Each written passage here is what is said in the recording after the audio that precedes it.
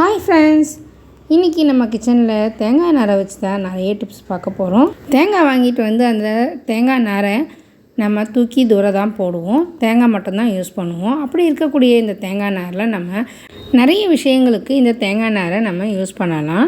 அது என்னன்றதை ஒன்று ஒன்றா நம்ம வீடியோவில் பார்க்கலாம் வாங்க. அதுக்கு முன்னாடி நீங்கள் இந்த சேனலுக்கு புதுசாக இருந்தால் சேனலை சப்ஸ்கிரைப் பண்ணிக்கோங்க. நான் சொல்கிற இந்த டிப்ஸ்லாம் உங்களுக்கு ரொம்ப பிடிச்சிருந்தா ஒரு லைக் அண்ட் ஷேர் பண்ணி விடுங்க friends. Welcome to Harshi creative kitchen. இந்த மாதிரி நிறைய டிப்ஸ் வீடியோ பார்க்கணும் அப்படின்னா நம்மளுடைய சேனலை சப்ஸ்கிரைப் பண்ணிவிட்டு பக்கத்தில் இருக்க பெல் ஆப்ஷனில் ஆல் கொடுத்துக்கோங்க. அப்போ தான் நாங்கள் போடுற எல்லா வீடியோஸும் உடனுக்குடன் நோட்டிஃபிகேஷனில் வரும். ஃபஸ்ட்டு டிப் என்னென்னு பார்க்கலாம். இது ஒரு ஹெல்த் டிப்ஸு. இப்போ இந்த ஹெல்த் டிப்ஸுக்கு நான் எடுத்துக்க பொருள் என்னென்னு பார்த்தீங்கன்னா தயிர் தான். இந்த மழை நாள் ஆகட்டும் வெய்ய நாள் ஆகட்டும் இது எந்த நாளில் வேணாலும் எடுத்துக்கலாம். முக்கியமாக பெண்களுக்கு அதிகப்படியான பாடி ஹீட் அதிகமாகும் போது வயிறு வலி இருக்கும், அதே மாதிரி வெள்ளைப்படுதலும் இருக்கும். அந்த மாதிரி இருக்கிற சமயத்தில் இந்த மாதிரி தயிரை நல்லா கடைஞ்சி எடுத்துக்கோங்க. அதில் உங்களுக்கு தேவையான அளவு தண்ணி கலந்து கொஞ்சம் உப்பும் கலந்து நல்லா ஆற்றி எடுத்துக்கோங்க. அதில் கொஞ்சமாக பாதாம் பிசின்னு சொல்லிட்டு நாட்டு மருந்து கடையில் விற்கும். அதை தண்ணியில் ஒரு 4 போட்டு ஊற வச்சிங்கன்னா அதுவே நிறைய ஊறி வரும். அப்படி இருக்கக்கூடியதை நம்ம இந்த மோரில் கலந்துட்டு தினமும் குடிச்சிட்டு வந்தோம்னா அந்த வெள்ளைப்படுதலும் குணமாகும். அதே சமயம் வயிறு வலியும் இருக்காது. வயிற்றில் புண்ணு, வயிற்றில் அல்சர் இருக்கிறவங்க கூட இதை எடுத்துக்கலாம். ட்ரை பண்ணி பாருங்கள், ரொம்பவே பயனுள்ளதாக இருக்கும்.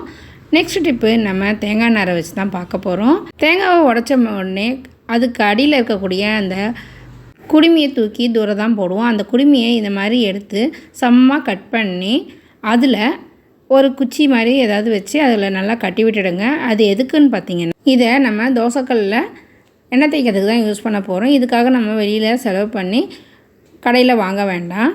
இந்த ரீயூஸ் ஐடியா எப்படி இருக்குன்னு சொல்லி கமெண்ட்டில் சொல்லுங்கள். இது போலவே இன்னும் கொஞ்சம் தேங்காய் நார் எடுத்துக்கிறேன். அதை நான் வீடியோவில் காட்டுற மாதிரியே நல்லா சுற்றிக்கிட்டு அது மேலே நீங்கள் நூலோ இல்லை கயிறோ நல்லா டைட்டாக சுற்றி எடுத்துக்கோங்க. இது எதுக்குன்னு பார்த்தீங்கன்னா நம்ம அடுப்புலேருந்து இருக்கக்கூடிய சூடான பாத்திரங்களை அப்படியே டேபிள் மேலே வைக்காமல் இந்த மாதிரி அடியில் வச்சு அது மேலே பாத்திரங்களை வைக்கலாம். ரொம்பவே யூஸ்ஃபுல்லாக இருக்கும். அப்படியே டைரெக்டாக சூடான பாத்திரத்தை டேபிள் மேலே வைக்கிறதுனால அந்த டேபிள் மேலே போட்டிருக்கக்கூடிய மைக்கா வந்து பேத்துட்டு வந்துடும். வாங்க நெக்ஸ்ட் டைப் பண்ணுறதை பார்க்கலாம். இதுக்கு அந்த தேங்காய் குடுமியில் இருக்கக்கூடிய ஒரே ஒரு சின்ன நாரை எடுத்துக்கிட்டேன். அதை ஒரு 50 பைசா இல்லைனா ₹1 காயினில் வச்சு இந்த மாதிரி செலோ டேப் போட்டு ஒட்டி விட்டுடுங்க. நம்ம எல்லாருக்குமே ரொம்ப கஷ்டமான வேலை அப்படின்னு எதுன்னு பார்த்தீங்கன்னா இந்த ஊசியில் நூல் கோக்கிறது தான். அதை நம்ம எப்படி ஈஸியாக கோக்கலான்றதை பார்க்கலாம் வாங்க. இப்போ நான் மிஷினில் இருக்கிற நூலை எடுத்து விட்டுட்டேன். வாங்க இதில் எப்படி ஈஸியாக நூல் கோக்கலான்றதை பார்க்கலாம். இப்போ இந்த காயினில் நம்ம எடுத்து ஒட்டி விட்டுருக்க அந்த தேங்காய் நாரை வச்சு தான் நம்ம இந்த நூலை கோக்க போகிறோம். நம்ம கோர்க்க வேண்டிய அந்த நூலை வந்து அந்த தேங்காய் நாரில் நுழைச்சி விட்டுக்கோங்க. அதுக்கப்புறமா ஊசியில் இந்த தேங்காய் நாரை நம்ம நுழைச்சி விட்டுட்டு அதுக்கப்புறமா அந்த நாரில் ஒட்டிகிட்டு இருக்க அந்த நூலை பிடிச்சி இழுத்துட்டிங்கன்னா ஈஸியாக நம்ம 1 நிமிஷத்துலேயே நம்ம நூலை கோத்துடலாம். மிஷினில் சீக்கிரமாக நம்மளுக்கு தைக்கிற வேலையும் முடிஞ்சிடும். அடிக்கடி நூல் அறுந்து போகும்போது இந்த ஊசியில் நூல் கோக்கிறது ரொம்ப சிரமமாக இருக்கும். அதுக்கு நம்ம இந்த டிப்பை வந்து பயன்படுத்தலாம். இதுக்கு நீங்கள் மெலிசான அந்த நைலான் ஒயர் மாதிரி இருக்கும் இல்லைங்களா, அதை கூட நீங்கள் யூஸ் பண்ணிக்கலாம். ட்ரை பண்ணி பாருங்கள். நெக்ஸ்ட்டு ஒரு சூப்பரான இதே நாரை வச்சு ஒரு டிப் பார்க்கலாம் வாங்க. இதுக்கு தேவையான தேங்காய் நாரை நான் எடுத்துக்கிட்டேன். இப்போ இந்த தேங்காய் நாரை தனித்தனியாக பூ கட்டுற மாதிரி கொஞ்சம் கொஞ்சம் இடைவெளி விட்டு கட்டி எடுத்துக்க போகிறேன். இந்த வேண்டான்னு சொல்லி தூக்கி போடக்கூடிய இந்த தேங்காய் நாரில் இவ்வளோ விஷயங்கள் இருக்குதா அப்படின்னு சொல்லிட்டு நீங்களே ஆச்சரியப்படுவீங்க. அது மட்டும் இல்லாமல் இந்த தேங்காய் நாரை நீங்கள் செடிகளுக்கு உரமாக கூட போடலாம். இதை கொஞ்சமாக மிக்சியில் போட்டு அரைச்சிட்டு கூட தூளாக கூட ஆக்கி நீங்கள் அதை போட்டிங்கன்னா செடிகள் நல்லா வளரும். இந்த தேங்காய் நாருக்கு ஈரப்பதத்தை அப்படியே தக்க வச்சிக்கக்கூடிய ஒரு தன்மை உண்டு. இப்போ இதை கட்டி முடித்தாச்சு. ஒரு மாப் ஸ்டிக் இருந்தால் எடுத்துக்கோங்க. அதில் நல்லா இதை சுற்றிரும் வச்சு கட்டி விட்டுடுங்க. இப்போ இதை என்ன பண்ண போகிறோம் அப்படின்னு பார்த்தீங்கன்னா ஒரு ஒட்டடை குச்சி மாதிரி தான் நம்ம இதை யூஸ் பண்ண போகிறோம். அந்த நாளில் ஒட்டடை அடிக்கணும் அப்படின்னா இந்த மாதிரி ஒரு நீட்டமான குச்சியில் தொடப்பத்தை கட்டி அடிப்பாங்க. அப்படி அடிக்கும்போது ரொம்ப கை வலிக்கும், வெயிட்டாக இருக்கும் அந்த குச்சியே. இப்போ இதில் வந்து பார்த்திங்கன்னா அந்த அளவுக்கு வெயிட் இருக்காது, ரொம்ப தக்கையாக இருக்கும். கைவலி இல்லாமல் ஈஸியாக நம்மளுக்கு ஒட்டடை அடிச்சிடவும் முடியும். அது மட்டும் இல்லாமல் இந்த தேங்காய் நார் வந்து எப்பொழுதும் நம்மக்கிட்ட கிடைக்கக்கூடிய ஒன்று. கிச்சன்லலாம் நம்ம ஒட்டடை அடித்தோம்னா, கிச்சனில் சமைக்கிறதுனால நம்ம அந்த இடத்துல இருக்கிற ஒட்டடை எண்ணெய் பிசுக்காகவே இருக்கும். அது அப்படியே அந்த ஒட்டடை குச்சியில் படிஞ்சு போயிடும்.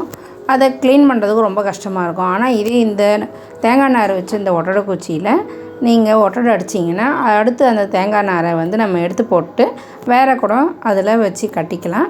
அது மட்டும் இல்லாமல் நம்ம ஒட்டடை அடிக்கும்போது அந்த மண் ஒட்டடை எல்லாமே வந்து க்ளீனாக கீழே விழுந்துடும். இப்போ நான் தள்ளுற இதுலேயே நீங்களே பார்க்கலாம், மேலே இருக்கிற ஒட்டடை எல்லாமே வந்து க்ளீனாக கீழே விழுந்துடும். அதுக்கப்புறமா நம்ம க்ளீனாக ஒரு பேப்பரோ இல்லை வேறு ஏதாவது அந்த கபோர்டு மேலே போட்டு விட்டுடலாம்.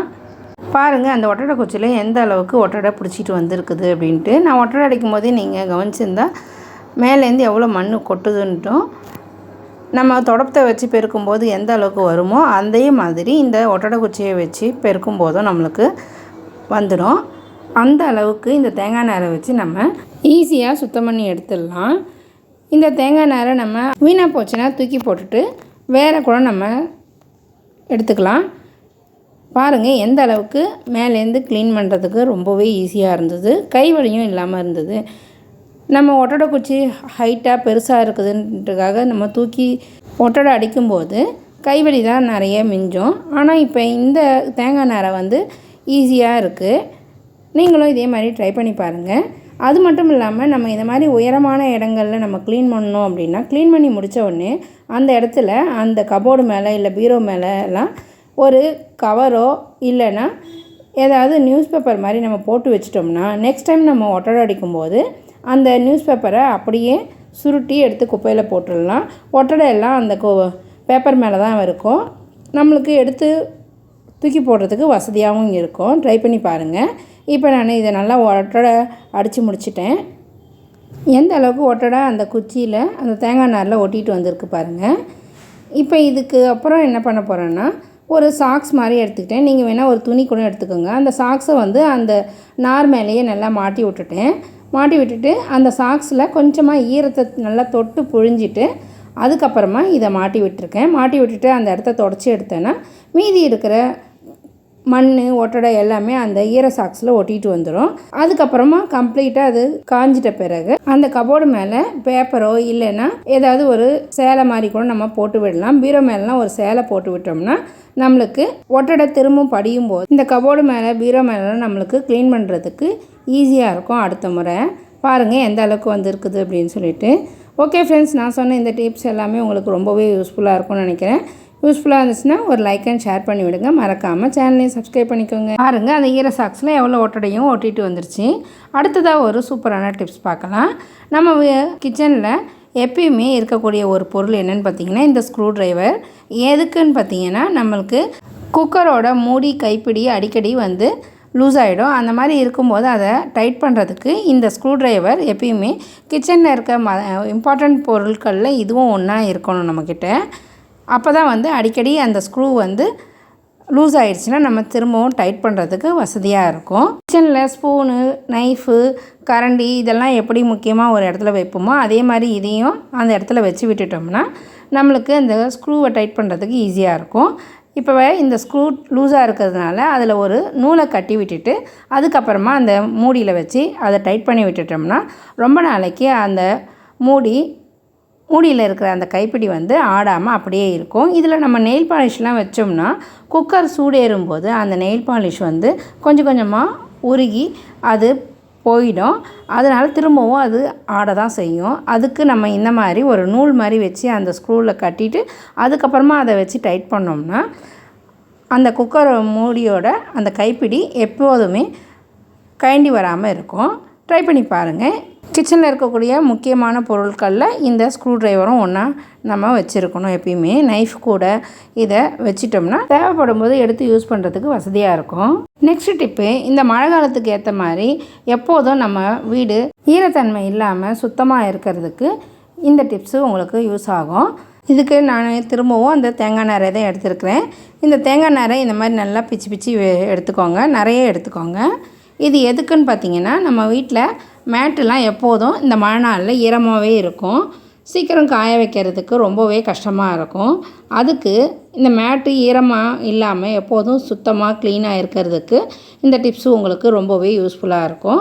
அதுக்கு முதல்ல ஒரு அரிசி பேக் எடுத்துக்கிட்டேன். அந்த அரிசி கவரில் அந்த அரிசி கவர் மேலே இந்த நாரை எல்லாத்தையும் தேங்காய் நாரை எல்லாத்தையும் பரப்பி வச்சுட்டு அதை அப்படியே எடுத்து பழைய தலைக்காணி உரை இருந்தது, அந்த தலைக்காணி உரைக்குள்ளே இந்த தேங்காய் நார் வச்ச அந்த கவரை அந்த தலைக்காணி உரைக்குள்ளே நுழைச்சி விட்டுட்டேன். இப்போ இதை நம்ம எங்கே போட போகிறோம் அப்படின்னு பார்த்தீங்கன்னா, பாத்ரூம் முன்னாடி, போர்ட்டிகோ, வீட்டோட என்ட்ரன்ஸு, இந்த மாதிரி இடங்களில் இதை மாதிரி நம்ம போட்டு விடலாம். எந்த இடத்துலலாம் நம்மளுக்கு அதிகமான அளவு ஈரம் ஆகுமோ அந்த இடத்துல போட்டு விட்டுட்டோம்னா, நம்ம பாத்ரூம்லேருந்து வரும்போதும் சரி, வெளியிலேருந்து வரும்போதும் சரி, இந்த மாதிரி நம்ம மேட்டு மாதிரி போட்டு விட்டுட்டோம்னா, நம்ம காலை அதில் தொடச்சிட்டு வரும்போது அந்த ஈரமாக அந்த தேங்காய் நாரை அப்சர்வ் பண்ணிக்கும். இதனால் மேலே இருக்கிற அந்த காட்டன் துணி தலைக்காணி வர காஞ்ச மாதிரியே இருக்கும் எப்போதும். அதுக்கப்புறமா இதை அப்படியே நம்ம தூக்கி போட்டுருக்கட்டும், வேறு கூட நம்ம இதை மாதிரி செஞ்சுக்கலாம். இது இந்த மழை காலத்துக்கு ரொம்பவே யூஸ்ஃபுல்லான டிப்ஸாக இருக்கும். ஃபாலோ பண்ணி பாருங்கள், எப்படி இருக்குதுன்னு சொல்லி கமெண்ட்டில் சொல்லுங்கள் ஃப்ரெண்ட்ஸ். எந்த டிப்ஸ் உங்களுக்கு ரொம்ப யூஸ் ஆகும் அப்படின்னு சொல்லிவிட்டு கமெண்ட்டில் சொல்லுங்கள். இந்த டிப்ஸ் பிடிச்சிருந்தா உங்கள் ஃப்ரெண்ட்ஸுக்கெல்லாம் ஷேர் பண்ணி விடுங்க. தேங்க்ஸ் ஃபார் வாட்சிங். பாய்.